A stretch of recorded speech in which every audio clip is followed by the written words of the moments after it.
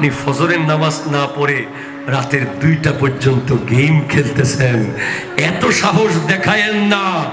রু কবজ হবে এমন ভাবে কাটা সেলাই করে, যেভাবে মা বোনেরা সুইকে এই পাশ থেকে ওই পাশে নিয়ে যায়, শরীরের প্রত্যেকটা অঙ্গ দিয়ে রু কবজ হবে।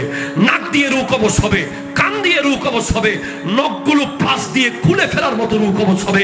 এবং গেম খেলতে খেলতে যারা মারা যাবে, তারা মরার পরে পুরো পৃথিবী দুর্গন্ধ হয়ে যাবে। ঠিক কিনা কথা জোরে বলে? দুর্গন্ধ হয়ে যাবে পৃথিবী। খবরদার, এত সাহস দেখায়েন না। হারাম রিলেশন, যে ব্যক্তি কালিমা পড়ার আগে কোনো মেয়ের সাথে আছে, আগদের আগে, সে 24 ঘন্টা জেনার একটা বিশাল বড় বস্তা কাঁধে নিয়ে ঘুরতেছে। আর যে ব্যক্তি কালিমা পড়ার পরে, আগদের পরে কোনো মেয়ের সাথে আছে, সে 24 ঘন্টা একটা সওয়াবের বস্তা নিয়ে ঘুরতেছে।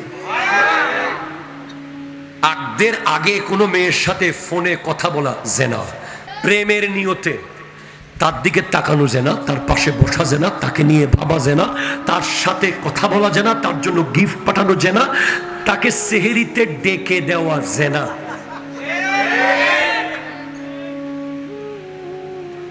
কত বড় বাটপার! রমজান মাসে নাকি গার্লফ্রেন্ডকে সেহরিতে ডেকে দিচ্ছে। তুই কূপের ভিতরে মরা কুকুর রেখে উপরে পানি ফেলতেছস। ঠিক কিনা কথা জোরে বলেন? তার ব্রেইন নষ্ট হয়ে যাবে, তার আকল কমে যাবে, তার হিতাহিত জ্ঞান চলে যাবে, সে যে কোনো মুহূর্তে কাফের হয়ে যেতে পারে। একটা নারী কিংবা একটা বেগানা পুরুষ, একটা বেগানা নারী একটা পুরুষকে কাফের বানিয়ে ফেলতে পারে। একটা বেগানা পুরুষ একটা নারীকে কাফের বানিয়ে ফেলতে পারে। এই সম্পর্ক এত খারাপ, এত খারাপ, এত খারাপ। আপনি দেখবেন যে আপনার চেহারা নূর চলে গেছে।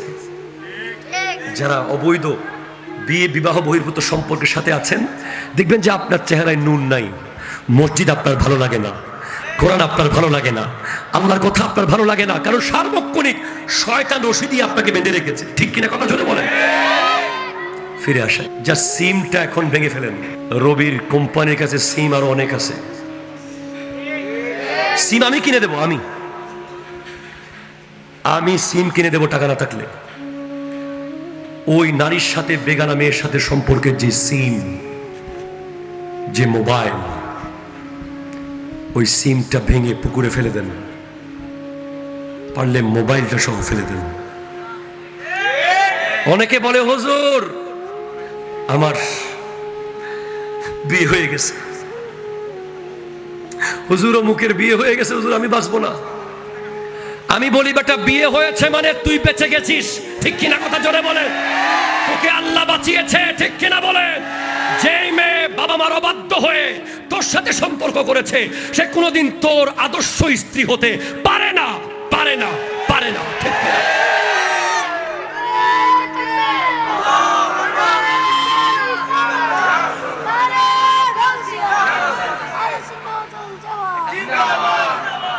তারা কি বুঝের দিন? মারহাবা, মারহাবা।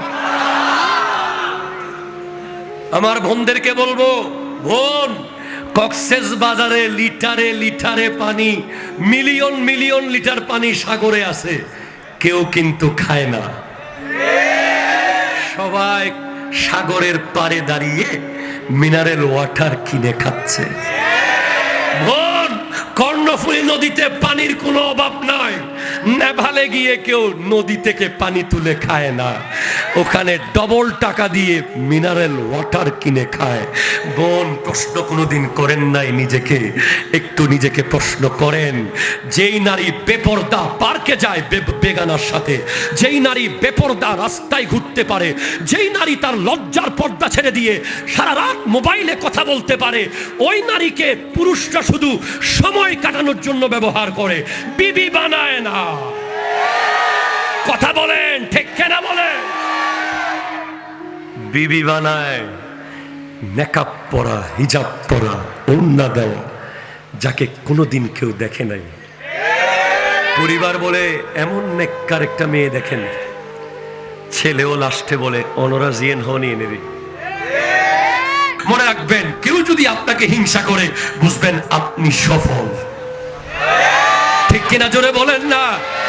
আজকে মনে রাখবেন এই ফর্মুলা, কেউ যদি আপনাকে হিংসা করে, আপনাকে নামাতে চায়, আপনাকে নিচে আনতে চায়, আপনার সমালোচনা করতে চায়, আপনাকে জায়গা দিতে না চায়, বুঝবেন আপনি দিন দিন সফল হচ্ছেন। কারণ আম গাছে আম থাকলেই ঢিল মারে। কথা জোরে বলেন, ঠিক কিনা বলেন। আর যিনি হিংসা করছেন ওনাকে হাত জোর করে বলছি, আপনি নিজের সমস্ত আমল জ্বালিয়ে ফেলতেছেন। আমলকে গোটা দুনিয়ার আগুনে মিলে যদি মনে করেন যে গোটা পৃথিবীতে আগুন লেগে গেছে, এরপরে একটা আমল জ্বালাতে পারবে না। কথা বলে না, ঠিক কিনা কথা বলেন। গোটা দুনিয়াতে যদি আগুন লেগে যায়, একজন নেককার বান্দাকে যদি ভিতরে ফেলে দেওয়া হয়, আগুন তার বডি জ্বালাতে পারবে, আমল জ্বালাতে পারবে না। আর ছোট্ট একটা হিংসা, অমুক কেন বড় হয়ে যাচ্ছে, অমুকের পেজে কেন এত ফলোয়ার্স।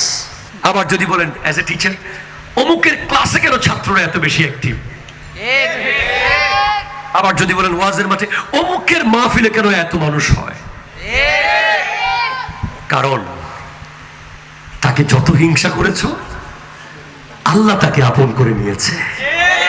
আর তুমি যে হিংসা করছো, তুমি দেখতেছো যে, তুমি মনে করতেছো তুমি তাকে এলাকায়, সমাজে, সব জায়গায় লাঞ্ছিত করছো। না না না, তুমি কাল হাসরের মাঠে গিয়ে দেখবে যে তোমার সওয়াবের পাল্লায় কিছুই নাই। সব হিংসার আগুনে জ্বলে পুড়ে ছাই হয়ে গেছে, ছাই হয়ে গেছে। ঠিক কিনা কথা বলে। আমাকে যারা হিংসা করে আমি তাদেরকে ভালোবাসি, প্রচন্ড ভালোবাসি, প্রচন্ড ভালোবাসি। আমার প্রেমিকদের লিস্টে সবার উপরে নাম থাকবে যারা আমাকে ছোটবেলা থেকে হিংসা করে, আজকেও করে। আমি তাদেরকে আবার সালাম দেই। আমার এই সালাম তাদেরকে তোমরা পৌঁছে দিও। আমি তাদেরকে সালাম দেই। যদি তারা আবার সামনে এসে বলে যে আমি ওই ব্যক্তি যে তোমাকে সবসময় হিংসা করতাম, সে বাংলাদেশের যেই রেস্টুরেন্টে খেতে চায় আমি সেই রেস্টুরেন্টে তাকে খাওয়াবো। সে যেই ড্রেস চায় আমি তাকে সেই কাপড় কিনে দেব। আমার সর্বশক্তি দিয়ে তাকে আমি খুশি করার চেষ্টা করব, কারণ সে আমাকে মাটির তেরপাল থেকে সোফায় এনে বসিয়ে দিয়েছে। বসের সাথে যার সম্পর্ক খারাপ, তার গীবত করেন, বস আপনাকে কুলে নেবে। ব্যবসা প্রতিষ্ঠানে যান, চাকরিতে যান, রাস্তায় যান, যেখানে যান, যেই জায়গায় যান, আমরা সবাই গীবতের ফ্যাক্টরির এক একজন বড় বড় ম্যানেজার হয়ে গেছি। ঠিক কিনা কথা যেন বলে। এজন্য আমাদের নাকে আর দুর্গন্ধ লাগে না। আমার নবীর আমলে গীবত করলেই গন্ধের কারণে মানুষ ওই জায়গা দিয়ে হাঁটতে পারতো না। এখন চামড়ার গুদামে যদি কেউ চাকরি করে, চামড়ার গন্ধ লাগবে? জি লাগবে না। আমরাও গীবতের গুদামে চাকরি করতে করতে করতে দেখবেন কালকে সকালেই এখানে অনেকে বলবে ইয়ার মাহফিল করছি না। দেখবেন যে মাহফিল কমিটির, আয়োজক কমিটির, দেখবেন যে কালকে একদিনের ভিতরেই তাদের সব গুনাহ মাফ হয়ে যাবে। আপনি যদি একেবারে ভাষা বলে যে কলিজা কাটিয়া লবণ, কলিজা ভুনা করে দিলেও কয় লবণ কমেছে। কথা জোরে না, ঠিক কিনা? খবরদার, যদি নিজের ভাইয়ের গোশত খাওয়ার অভ্যাস থাকে, নিয়মিত নিয়মিত নিজের মরা ভাইয়ের গোশত খাওয়ার অভ্যাস যদি থাকে, গীবত করেন। যারা গীবত করছেন তারা আগে একটু প্র্যাকটিস করে নেবেন। কবরের পাড়ে গিয়ে মরা ভাইয়ের তুলে ওটাতে কামড় দিয়ে খেয়ে দেখবেন কেমন লাগে। যদি খাইতে পারেন, এটা যদি ভালো লাগে, মজা লাগে, তাহলে গীবত চালিয়ে যান। কারণ হাসরের মাঠে যাওয়ার সাথে সাথেই মরা ভাই সামনে দেওয়া হবে এবং তখন টেস্ট লাগতেছে না, লবণ কম বলার সুযোগ নেই, খেতেই হবে। কথা জোরে বলেন, ঠিক কিনা?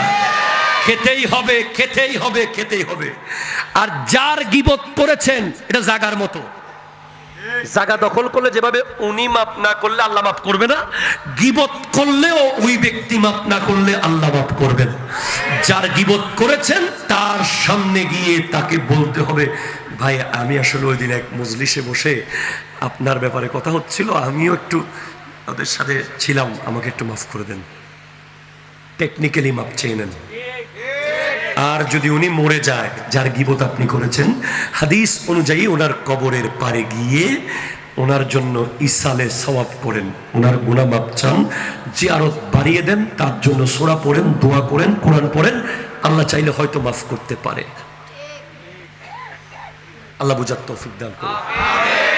যার দিলে জর্রা পরিমাণ হিংসা থাকবে, জর্রা মিসকালা যাররাতিন মিনাল হাসাদ, যার অন্তরে হিংসার এক ফোঁটা থাকবে, আবারও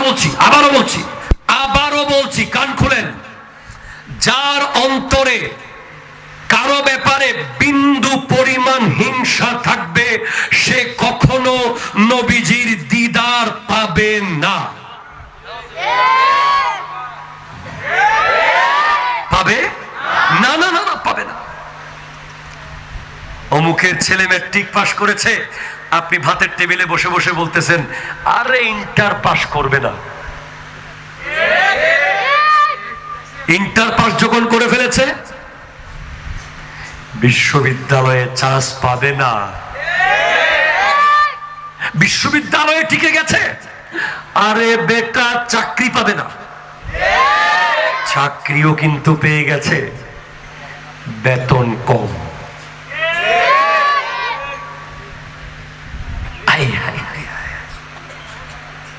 কোনো ফায়দা নাই। আল হাসাদু ইয়াকুলুল হাসানাত কামা তাকুলুন নারু আল খাতাব। যিনি ধরেন ইনি আর ইনি ইনাকে হিংসা করছেন, যিনি হিংসিত হচ্ছেন, মাহসুদ, যাকে হিংসা করা হচ্ছে, ওনার লাভ বেশি। আপনি আমাকে হিংসা করেন, কথার কথা, আমি এই চেয়ারে বসা না, আপনি আমাকে আগামী 1 বছর হিংসা করেন, আমার চেয়ার আর উঁচু হবে। ঠিক কিনা বলেন না? হুজুর জানে সব। যত বলবেন জয়নুল আবেদিন কাদরি কিসের বক্তা, দেখবেন যে আমার শিডিউল আরো জাম। যত বলবেন উনি কিসের প্রভাষক, দেখবেন যে আল্লাহ আমাকে মুহাদ্দিস বানিয়ে দিচ্ছে। কিছু করার নাই। আল্লামা জারুল্লাহ জামাকশরী ওনার কিতাব তাফসীরে কাশফে শেষে লিখে দিয়েছেন, কুল্লু সাব্বাকিন মাহসুদুন, প্রত্যেক অগ্রগামী হিংসার শিকার। কুল্লু জি নি'মাতিন মাহসুদুন, প্রত্যেক নিয়ামতওয়ালা হিংসার শিকার। যেই গাছে আম আছে সেই গাছেই ঢিল বেশি। ঠিক কিনা কথা বলেন না? যেই গাছে আম ধরে না, ঢিল পর্যন্ত ওই গাছের আশেপাশে যায় না। মানুষ তো দূরের কথা, ঠিক কিনা বলেন? রাস্তার মাটির পাথরও ওই গাছের দিকে যায় না, মানুষ তো দূরের কথা।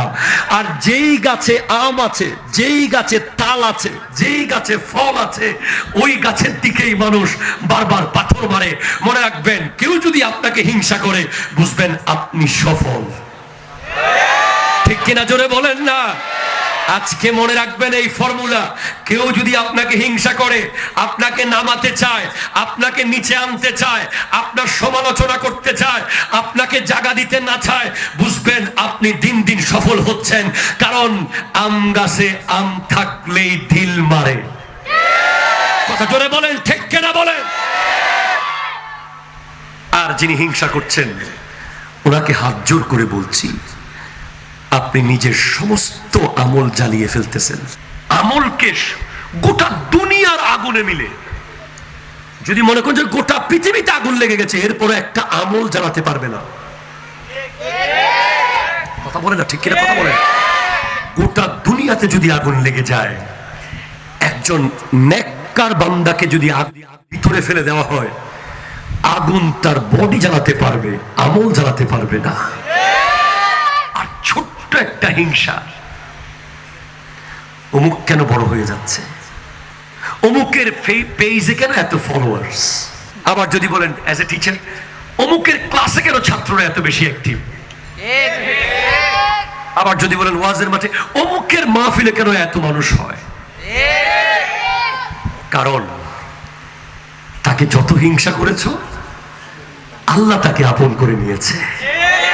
আর তুমি যে হিংসা করছো, তুমি দেখতেছো যে, তুমি মনে করতেছো তুমি তাকে এলাকায় সমাজে সব জায়গায় লাঞ্ছিত করছো। না না না, তুমি কাল হাসরের মাঠে গিয়ে দেখবে যে তোমার সওয়াবের পাল্লায় কিছুই নাই, সব হিংসার আগুনে জ্বলে পুড়ে ছাই হয়ে গেছে, ছাই হয়ে গেছে। ঠিক কিনা কথা বলেন? আমাকে যারা হিংসা করে আমি তাদেরকে ভালোবাসি, প্রচন্ড ভালোবাসি, প্রচন্ড ভালোবাসি। আমার প্রেমিকদের লিস্টে সবার উপরে নাম থাকবে যারা আমাকে ছোটবেলা থেকে হিংসা করে, আজকেও করে। আমি তাদেরকে আবার সালাম দেই। আমার এই সালাম তাদেরকে তোমরা পৌঁছে দিও। আমি তাদেরকে সালাম দেই। যদি তারা আবার সামনে এসে বলে যে আমি ওই ব্যক্তি যে তোমাকে সবসময় হিংসা করতাম, সে বাংলাদেশের যেই রেস্টুরেন্টে খেতে চায় আমি সেই রেস্টুরেন্টে তাকে খাওয়াবো। সে যেই ড্রেস চায় আমি তাকে সেই কাপড় কিনে দেব। আমার সর্বশক্তি দিয়ে তাকে আমি খুশি করার চেষ্টা করব, কারণ সে আমাকে মাটির তেরপাল থেকে সোফা এনে বসিয়ে দিয়েছে।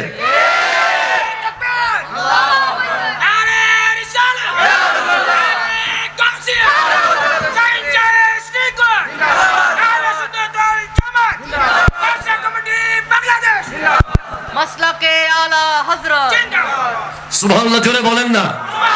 एक ही दिल हमारा क्या है, आज़ारा उसका कितना।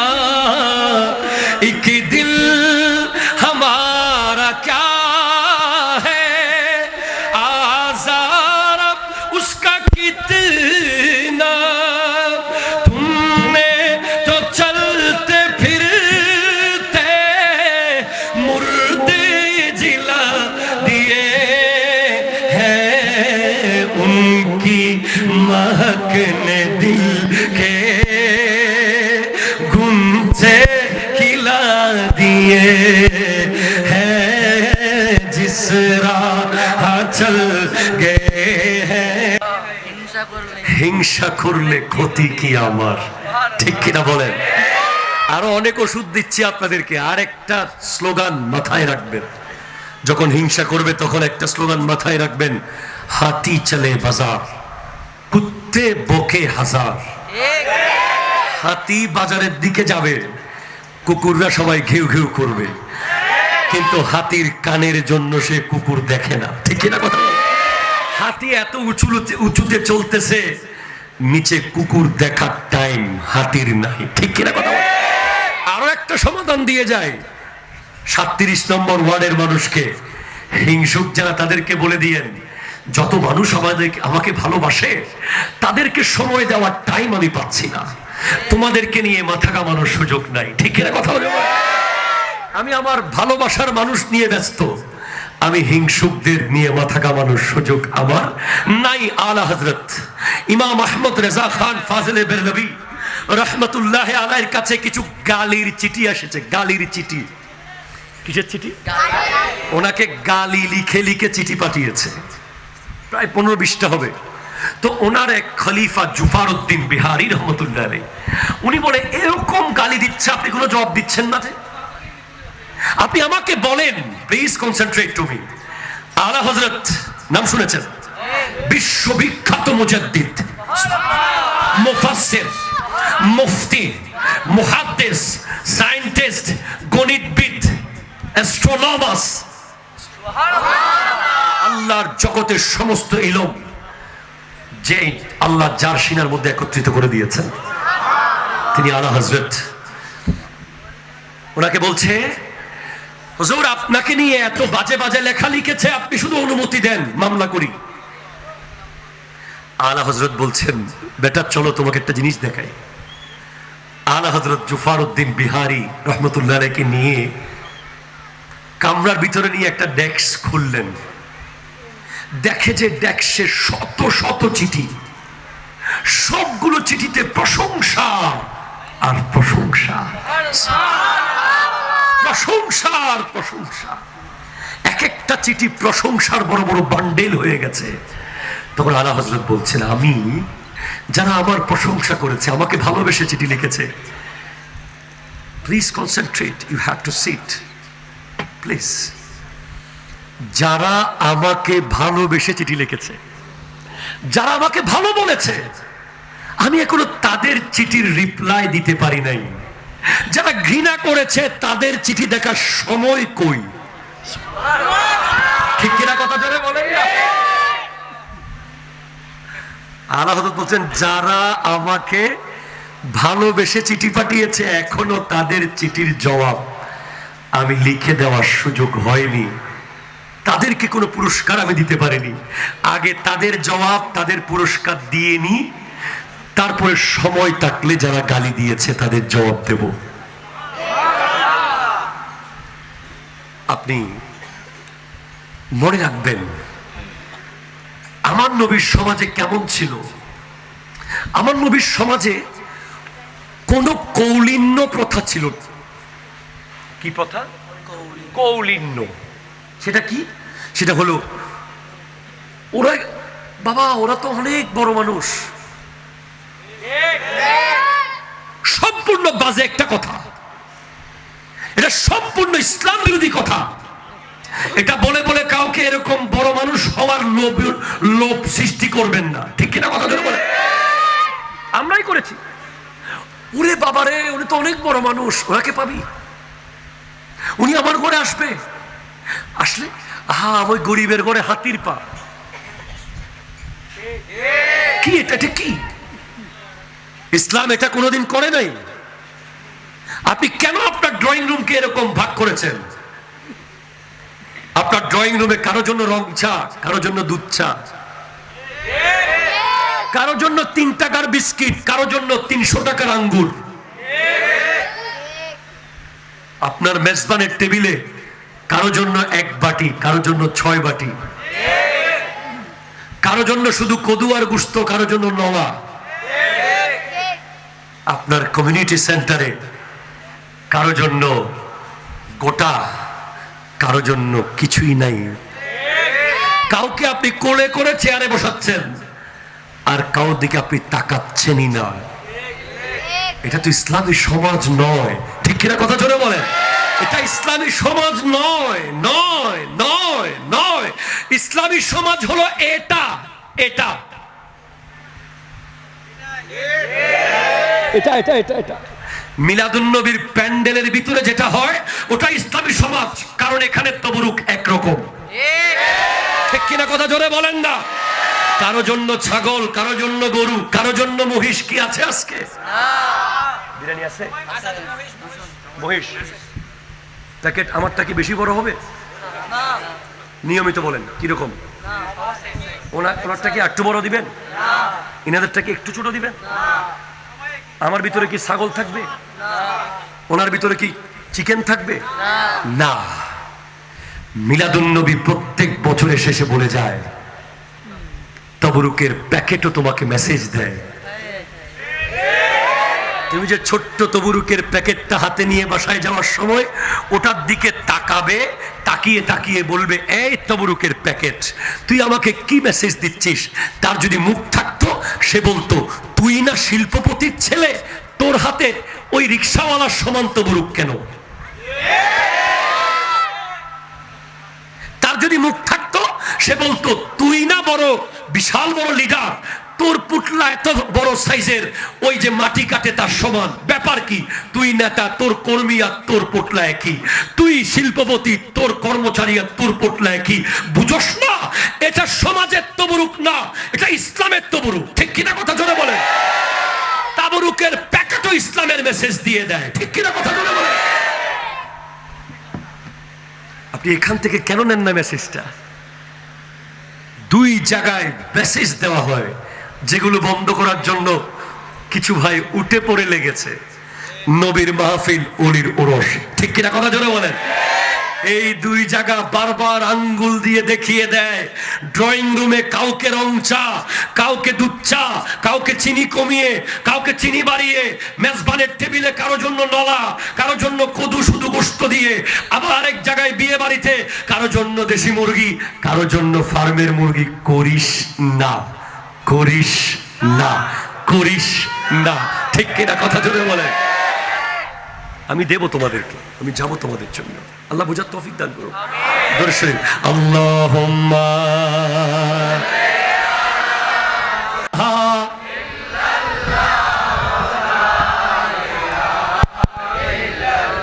এটা জন্য বলেন তো সুবহানাল্লাহ। আমার নবীর সমাজ সংস্কার নিয়ে আজকে এখন থেকে আগামী 15 মিনিট খুব স্পেশাল কিছু আলোচনা হবে। এই ওয়াজ মাহফিলের সিস্টেম পাল্টে যাবে। এখন আপনাদের ভিতর থেকে একজন দাঁড়িয়ে বলবেন সমাজের কোন সমস্যাটা আপনি বেশি ফেস করছেন, ওটা নিয়ে ইসলাম কি বলে আমি বলে দেব। দাঁড়িয়ে বলতে হবে। জায়গা জমির সমস্যা কেমন সেটা? একজনের জায়গা একজন দখল করে ফেলছে। এক্সেলেন্ট, বসেন। মনে রাখবেন ইসলাম ওই ধর্ম যেই ধর্মে কেউ কোনোদিন কাউকে ঠকিয়ে বাঁচতে পারবে না। আপনি এটা আমার থেকে স্ট্যাম্পে লিখে নেন প্লিজ। আমি কথা 5 মিনিট শেষ করছি, আবার নিব। উনি বলেছেন যে একজনের জায়গা একজন দখল করছে। এটাকে আমরা যদি শরীয়তের ভাষায় বলি জুলুম বলতে হবে। ঠিক কিনা কথা বলেন? জুলুম, জুলুম, জুলুম। তখন সমাজের মানুষের করণীয় কি হবে? যখন একজনের জায়গা একজন দখল করে নেবে তখন এটা বন্ধ করে দাও। সমাজের মানুষ চোখ বুজে তাকিয়ে থাকতে পারবে না। বুখারী ৭১৩৭ নম্বর হাদিস। একটু জোরে বলেন না সুবহানাল্লাহ। ৭১৩৭ নম্বর হাদিসে আছে নবী সাল্লাল্লাহু আলাইহি ওয়াসাল্লাম বলেছেন, আলা কুল্লুকুম রাইন ওয়া কুল্লুকুম মাসউলুন আন রাইয়াতিহি। তোমরা প্রত্যেকেই দায়িত্ববান এবং তোমাদের প্রত্যেককে দায়িত্বের ব্যাপারে কিয়ামতের মাঠে জিজ্ঞেস করা হবে। ঠিক কিনা কথা জোরে বলেন। তো সমাজের মানুষ যখন দেখবে যে একজন মানুষের ন্যায্য মূল্যের জায়গা, নিজের হক আরেকজন দখল করছে, তখন সে কি করবে? আমার নবী হাদিসে বলেছেন, উনসুর আখাকা জালিমান আও মাজলুমান। তোমার ভাই জালিম হলে তুমি তাকে সাহায্য করো, মজলুম হলে তুমি তাকে সাহায্য করো। ইয়া রাসূলুল্লাহ, জালিমকে কিভাবে সাহায্য করব? জালিম হলে তার বিরুদ্ধে দাঁড়িয়ে যাও। ঠিক কিনা কথা বলে বলে। জালিমের বিরুদ্ধে দাঁড়িয়ে যাওয়াই হলো জালিমকে সাহায্য করা, আর মজলুমের পক্ষে দাঁড়িয়ে যাওয়া হলো মজলুমকে সাহায্য করা। ঠিক কিনা? সমাজের একটা মানুষের জায়গা যদি কেউ নিয়ে 1 ইঞ্চি জায়গা, 1 ইঞ্চি, সেটা 7 স্তর। আপনার কাঁধের উপরে যদি আমি মাত্র 10 কেজি মাটি তুলে দিয়ে যদি আপনাকে আমি 1 ঘন্টা দাঁড়িয়ে থাকতে বলি, আপনি থাকতে পারবেন না। আর আপনারা যারা কারো জায়গা দখল করেছেন, বোনের জায়গা দখল করে ফ্ল্যাট বানিয়েছেন, বোনকে যারা 5 কেজি ওই রাজশাহীর হিমসাগর আমদিয়া 5টা সাইন নিয়ে নিছেন, যারা ভাইকে গায়ের জোরে এলাকা ছাড়া করে জায়গা দখল করেছেন, যদি 1 ইঞ্চি জায়গাও যদি জবর দখল করেছেন, এটা 7 তবক। কয় তবক? 7 স্তর জমি কাদের উপরে তুলে দেওয়া হবে। আর যার জায়গা দখল করেছে সে আজকে ঈদ করো, ঈদ করো, ঈদ করো। ঠিক কিনা কথা বলেন? যার জায়গা দখল করেছে তাকে ঈদ মুবারক। কথা কয় না? যার জায়গা দখল করে খেয়ে ফেলেছে তাকে বলি ঈদ মুবারক। কেন? কারণ সে বিজয় লাভ করেছে। যে দখল করেছে সে হেরে গেছে, হেরে গেছে, হেরে গেছে। সে কেমন হারা হেরেছে? শুধু জান কবজ হওয়ার দেরি, তারপর দেখে নেবে। ঠিক কিনা কথা বলেন? আর যার জায়গা দখল করে ফেলেছে সে জিতে গেছে, জিতে গেছে, জিতে গেছে। সে শুধু জান্নাতের গেটে গিয়ে ভিতরে ঢোকার দেরি। কারণ এদের কাউকে তো অন্য কেউ বানায় নাই, বানিয়েছে আল্লাহ। কোন মানুষের মনের দুঃখ সর্বপ্রথম আল্লাহ শোনে, এবং আল্লাহ যদি সেটার বরাবর হিসাব নেয়, বান্দা বাঁচতে পারবে না, পারবে না। আল্লাহ কিয়ামতের মাঠে পাওয়ার দেবে, তোর জায়গা নিয়েছিল, তোর সাথে আমি আছি, কি করবি কর। ওই দিন তো ওর সাথে নেতা ছিল, যেদিন তোর জায়গা দখল করতেছে তখন তার সাথে এদিকে 10 জন এদিকে 10 জন ছিল। আজকে তোর সাথে আমি আল্লাহ আছি। আল্লাহ কি লাগবে নিয়ে নে, কি নিতে পারবেন আপনি? তখন বলবেন যে জায়গা লাগলে আরো নিতে বলেন, আমাকে তার নামাজগুলো দিয়ে ফেলতে বলেন। তার সারা জীবনের নেক আমল 1 মিনিটে চলে যাবে, 1 মিনিটে। যেগুলো সে 50 বছরে অর্জন করেছে, 1 ইঞ্চি জায়গার কারণে 50 বছরের নেক আমল 50 সেকেন্ডে ব্যাংকের অ্যাকাউন্টে টাকা যেভাবে ট্রান্সফার হয়ে যায়, সেভাবে ট্রান্সফার হয়ে যায়। মন চাইলে দখল করেন, আর যাদের দখল তারা কি খুশি না বেজার? যাদের জায়গা দখল হয়ে গেছে তারা খুশি না বেজার? আরো জোরে বলেন। ঈদ করেন ভাই, ঈদ করেন। আমি তো খুশি। আমার জায়গা যদি কেউ দখল করে নেয়, আমি তাকে সালাম জানাই, 3 বার তাকে খুশি মনে বলবো, ভাই এই জায়গাটা আমার, পারলে দিয়ে দেন। 3 বার বলবো। এরপরে আমি তাকে কলু সালাম, সালাম দিয়ে চলে যাব। জায়গা আমি পেয়ে যাব, যা দখল করেছে তার চেয়ে 1 কোটি গুণ বেশি পাবো।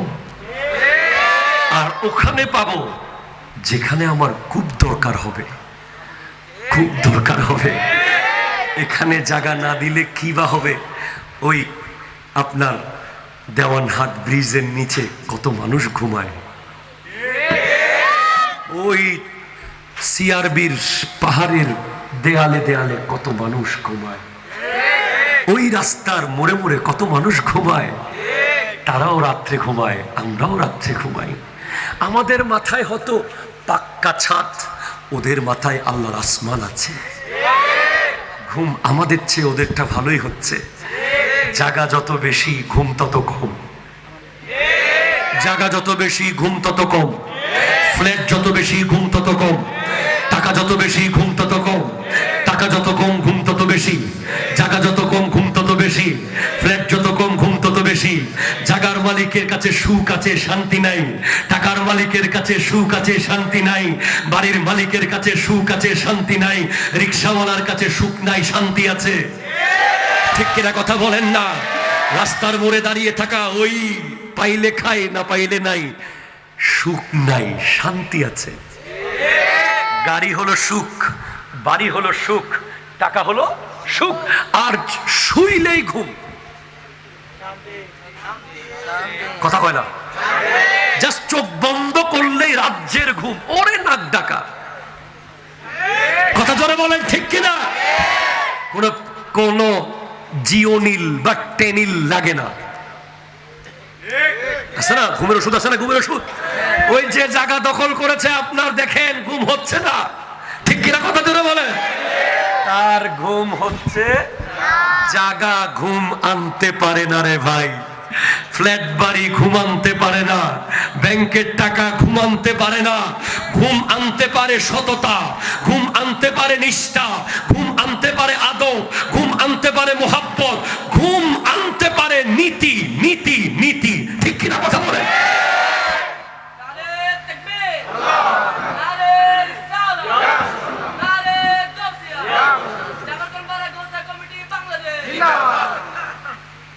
আরেকজন দাঁড়ান, প্রবলেম একটা সলভ করে দিয়েছি। নেক্সট, গীবত। হাই হাই হাই হাই, একটু ভালো করে বলেন, দাঁড়িয়ে। কি সমস্যা? মাইকে বলেন, দাঁড়িয়ে বলেন, মাইকে শোনা যাক।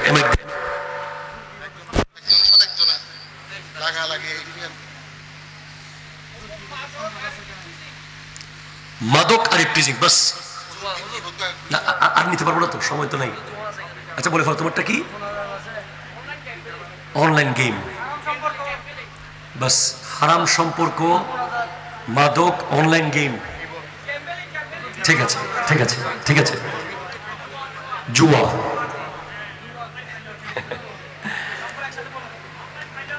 প্রথমে গীবতের কথাটা 3 মিনিটে বলি। গীবত কতটুকু হতে পারে আপনার কি মনে হয়? প্লিজ প্লিজ প্লিজ প্লিজ, আপনারা, আমি একটু ডিফারেন্ট কিছু করেছি, আপনারা এটাকে সাপোর্ট করেন, সুযোগ দেন। আচ্ছা, কেউ যদি বলে তুমি অমুকের ছেলে বেটে, এটা কি ভেরি স্পেশাল গীবত? আরে অমুকের ছেলে তো বেটে, এটাকে আমরা গীবত মনে করি? আরো জোরে বলেন না। আরে অমুকের মেয়ে তো বেটে, অমুকের ছেলে তো কালো, এটাকে কি আমরা গীবত মনে করি না সচরাচর কথা মনে করি? সচরাচর কথা। হযরতে আয়েশা সিদ্দিকা রাদিয়াল্লাহু তাআলা আনহা আমার নবীকে এসে বলছেন, ইয়া রাসূলুল্লাহ, উম্মে সালমা একটু বেটে। তখন নবীজি বলছেন, আয়েশা, তুমি যে কথাটা বলেছো এটা যদি সাগরে ফেলে দেওয়া হয়, সমুদ্রের সমস্ত পানি দুর্গন্ধ হয়ে যাবে।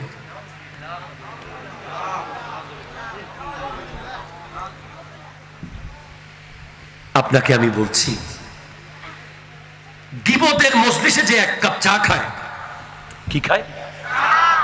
গীবতের মজলিসে যে 1 কাপ চা খায়, হাদিস অনুযায়ী তাকে হাসরের মাঠে ওই পরিমাণ খাওয়ায় দেওয়া হবে।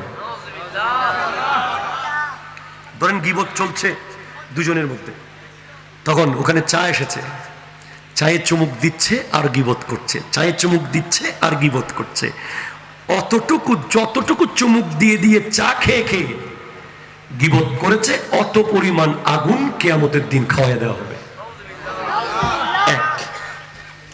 এবার যদি ভাত খান, আমাদের ডাইনিং টেবিলে এখন একটা নতুন আইটেমের নাম গীবত। ইলিশ মাছ, চিংড়ি মাছ, গরুর ভুনা, বেগুন ভর্তা, আরেকটা আইটেম যোগ হয়েছে, গীবত। ঠিক কিনা কথা জোরে বলেন?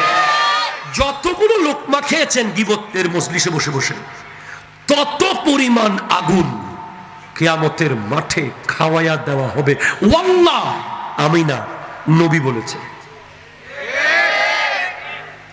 আর কেউ যদি গীবতের মাধ্যমে কারো থেকে জামা পায়, ড্রেস, এখন সমাজে তো ভালো কথা বললে সম্পর্ক হয় না। আপনি যত ভালো করবেন সম্পর্ক মজবুত হবে না।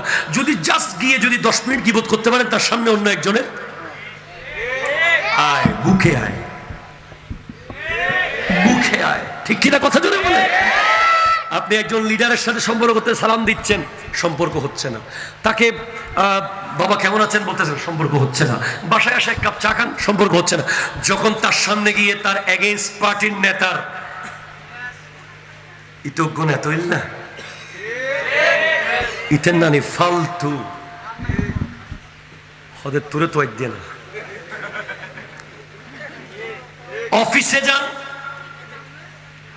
বসের সাথে যার সম্পর্ক খারাপ তার গীবত করেন, বস আপনাকে কুলে নেবে। ব্যবসা প্রতিষ্ঠানে যান, চাকরিতে যান, রাস্তায় যান, যেখানে যান, যেই বা জায়গায় যান, আমরা সবাই গীবতের ফ্যাক্টরির এক একজন বড় বড় ম্যানেজার হয়ে গেছি। ঠিক কিনা কথা যেন বলে? এজন্য আমাদের নাকে আর দুর্গন্ধ লাগে না। আমার নবীর আমলে গীবত করলেই গন্ধের কারণে মানুষ ওই জায়গা দিয়ে হাঁটতে পারতো না। এখন চামড়ার গুদামে যদি কেউ চাকরি করে, চামড়ার গন্ধ লাগবে? জি লাগবে না। আমরাও গীবতের গুদামে চাকরি করতে করতে করতে দেখবেন কালকে সকালেই এখানে অনেকে বলবে, ইয়ার মাহফিল করছি না। দেখবেন যে মাহফিল কমিটির, আয়োজক কমিটির, দেখবেন যে কালকে একদিনের ভিতরেই তাদের সব গুনাহ মাফ হয়ে যাবে। আপনি যদি একেবারে ভাষে বলে যে কলিজা কাটিয়া লবণ, হ্যাঁ, কলিজা ভুনা করে দিলেও কয় লবণ কম হয়েছে। কথা জোরে কর না, ঠিক কিনা? খবরদার, যদি নিজের ভাইয়ের গোশত খাওয়ার অভ্যাস থাকে, নিয়মিত নিয়মিত নিজের মরা ভাইয়ের গোশত খাওয়ার অভ্যাস যদি থাকে, গীবত করেন। যারা গীবত করছেন তারা আগে একটু প্র্যাকটিস করে নেবেন। কবরের পাড়ে গিয়ে মরা ভাইয়ের লাশ তুলবেন, তুলে ওটাতে কামড় দিয়ে খেয়ে দেখবেন কেমন লাগে। যদি খাইতে পারেন, এটা যদি ভালো লাগে, মজা লাগে, তাহলে গীবত চালিয়ে যান। কারণ হাসরের মাঠে যাওয়ার সাথে সাথেই মরা ভাই সামনে দেওয়া হবে, এবং তখন টেস্ট লাগতেছে না, লবণ কম বলার সুযোগ নেই, খেতেই হবে। কথা জোরে বলেন, ঠিক কিনা? খেতেই হবে, খেতেই হবে, খেতেই হবে। আর যার গীবত করেছেন, এটা জাগার মতো। জায়গা দখল করলে যেভাবে উনি মাপ না করলে আল্লাহ মাফ করবে না, গীবত করলেও ওই ব্যক্তি মাপ না করলে আল্লাহ মাফ করবেন। যার গীবত করেছেন তার সামনে গিয়ে তাকে বলতে হবে, ভাই আমি আসলে ওই দিন এক মজলিসে বসে আপনার ব্যাপারে কথা হচ্ছিল, আমিও একটু ওদের সাথে ছিলাম, আমাকে একটু মাফ করে দেন। টেকনিক্যালি মাপ চেয়ে নেন। আর যদি উনি মরে যায়, যার গীবত আপনি করেছেন, হাদিস অনুযায়ী ওনার কবরের পারে গিয়ে ওনার জন্য ইসালে সওয়াব করেন, ওনার গুনাহ মাপ চান, জিয়ারত বাড়িয়ে দেন, তার জন্য সূরা পড়েন, দোয়া করেন, কোরআন পড়েন। আল্লাহ চাইলে হয়তো মাফ করতে পারে। আল্লাহ বুঝার তৌফিক দান করুন। জুয়া আছে নাকি?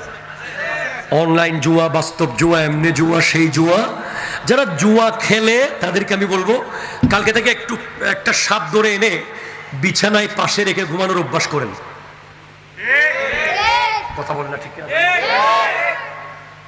একটা সাপ আছে না, বড় কঠিন একেবারে গোকরা সাপ লাগবে না, মোটামুটি 20 সাপ যেগুলো আছে, এরকম একটা লম্বা সাপ আপনার কাতার নিচে থাকবে, আপনিও ঘুমাবেন। রিসেন্টলি একটা সাপ এসেছে, নিউজ আমরা দেখতেছি, রাত্রেবেলা মানুষের ঘরে ঢুকে বিছানায় গিয়ে কামড়ে চলে আসে। এই সাপের সায়েন্টিফিক ব্যাখ্যা হলো, এই সাপটা নিশাচর, দিনে বের হয় না, রাত্রে বের হয়। আর সে নিজে নিজে নিজের শরীরের আবহাওয়া, তাপমাত্রা কন্ট্রোল, নিয়ন্ত্রণ করতে পারে না মানুষের মতো। তাই রাত্রে ঠান্ডা লাগলে সে মানুষের ঘরে ঢুকে যায়, ঢুকে গিয়ে মানুষের কাতার নিচে গিয়ে মানুষকে কামড়ায়। তো আপনিও যারা জুয়া খেলছেন, খেলেন, তবে 2-1টা সাপ পাশে রাখার অভ্যাস করুন। কারণ কালকে মারা গেলে কবরে 2টা সাপ থাকবে আপনার দুই পাশে, 2টা থেকে সেটা 99টাও হতে পারে। হাদিসে আছে 99টা সাপ যদি একটা কবরে থাকে, ওই কবরে কি মানুষ থাকতে জায়গা থাকবে? জি বলেন না, বলেন না। জুয়াটি সাহেব, অনলাইন জুয়া ভাই, আপনাকে বলছি, সাপ মুখ দিয়ে ঢুকবে, পেট দিয়ে বের হবে। সাপ পেট দিয়ে ঢুকবে, মুখ দিয়ে বের হবে। সাপ কান দিয়ে ঢুকবে, নাক দিয়ে বের হবে, গোটা শরীর খেয়ে চুরমাচুর করে ফেলবে। খবরদার, এত সাহস দেখায়েন না। মোটরসাইকেল 80 থেকে 120-এ নিয়ে যান, এটা মেনে নিলাম, কিন্তু জুয়া খেলার মতো সাহস দেখায়েন না। এটা ডিরেক্ট কোরআন শরীফের বিরুদ্ধে আপনি যাচ্ছেন।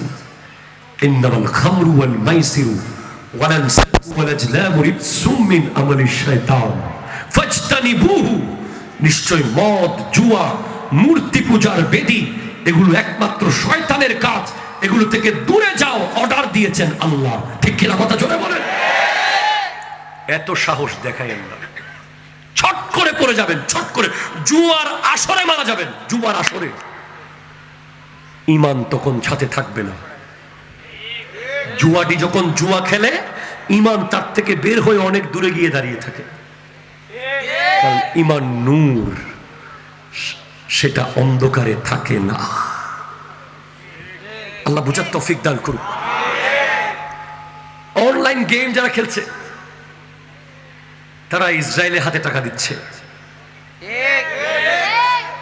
তাদের যদি মন চায় যে তারা কত পুরো মুসলিম বিশ্বকে মেরে ফেলতে চায়, তারা এখান থেকে গেম খেলে খেলে করতে পারে।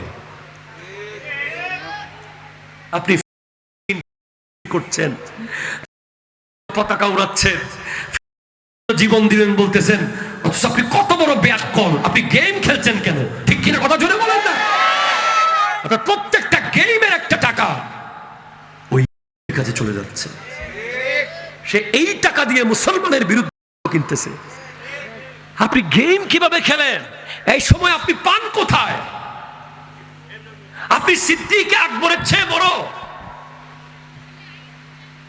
সিদ্দিক আকবর বলছেন যে দুনিয়া পরিমাণ ওট হারিয়ে গেলেও ওই ওট হারাতে রাজি, নামাজ ছাড়তে রাজি না। দুনিয়া পরিমাণ ওট আমার হারিয়ে যাক, আমি আফসোস করব না, কিন্তু নামাজের মধ্যে ইমাম সাহেবের সাথে সাথে আল্লাহু আকবার বলে নিয়ত করতে না পারলে এর চেয়ে বড় দুঃখ আমার হবে না। আপনি ফজরের নামাজ না পড়ে রাতের 2টা পর্যন্ত গেম খেলতেছেন, এত সাহস দেখায়েন না। রু কবজ হবে এমন ভাবে কাটা সেলাই করে, যেভাবে মা বোনেরা সুইকে এই পাশ থেকে ওই পাশে নিয়ে যায়, শরীরের প্রত্যেকটা অঙ্গ দিয়ে রু কবজ হবে, নাক দিয়ে রু কবজ হবে, কান দিয়ে রু কবজ হবে, নখগুলো প্লাস দিয়ে খুলে ফেলার মতো রু কবজ হবে। এবং গেম খেলতে খেলতে যারা মারা যাবে, তারা মরার পরে পুরো পৃথিবী দুর্গন্ধ হয়ে যাবে। ঠিক কিনা কথা জোরে বলে? দুর্গন্ধ হয়ে যাবে পৃথিবী। খবরদার এত সাহস দেখায়েন না। হারাম রিলেশন, যে ব্যক্তি কালিমা পড়ার আগে কোনো মেয়ের সাথে আছে, আগদের আগে সে 24 ঘন্টা জেনার একটা বিশাল বড় বস্তা কাঁধে নিয়ে ঘুরতেছে। আর যে ব্যক্তি কালিমা পড়ার পরে, আগদের পরে কোনো মেয়ের সাথে আছে, সে 24 ঘন্টা একটা সওয়াবের বস্তা নিয়ে ঘুরতেছে। আগদের আগে কোনো মেয়ের সাথে ফোনে কথা বলা জেনা। প্রেমের নিয়তে তার দিকে তাকানো জেনা, তার পাশে বসা জেনা, তাকে নিয়ে ভাবা জেনা, তার সাথে কথা বলা জেনা, তার জন্য গিফট পাঠানো জেনা, তাকে সেহরিতে ডেকে দেওয়া জেনা।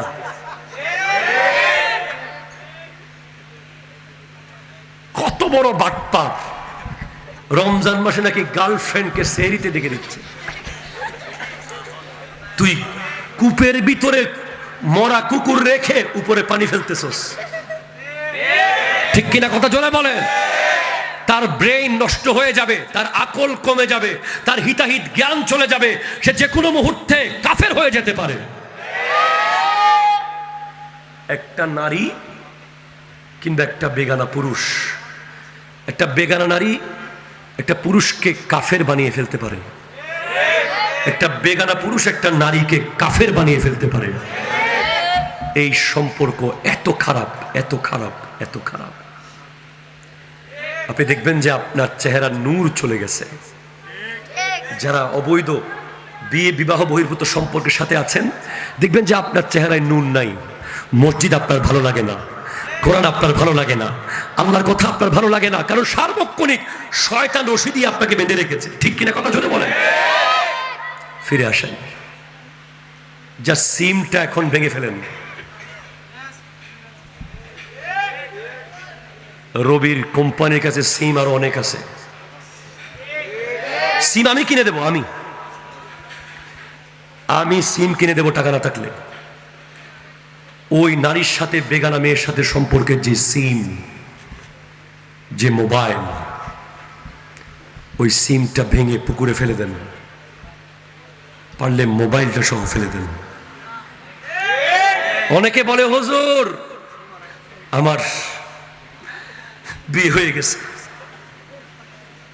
হুজুর অমুকের বিয়ে হয়ে গেছে, হুজুর আমি বাঁচবো না। আমি বলি, বেটা বিয়ে হয়েছে মানে তুই বেঁচে গেছিস। ঠিক কিনা কথা জোরে বলেন? তোকে আল্লাহ বাঁচিয়েছে। ঠিক কিনা বলেন? যেই মেয়ে বাবা মার অবাধ্য হয়ে তোর সাথে সম্পর্ক করেছে, সে কোনোদিন তোর আদর্শ স্ত্রী হতে পারে না, পারে না, পারে না। ঠিক কিনা?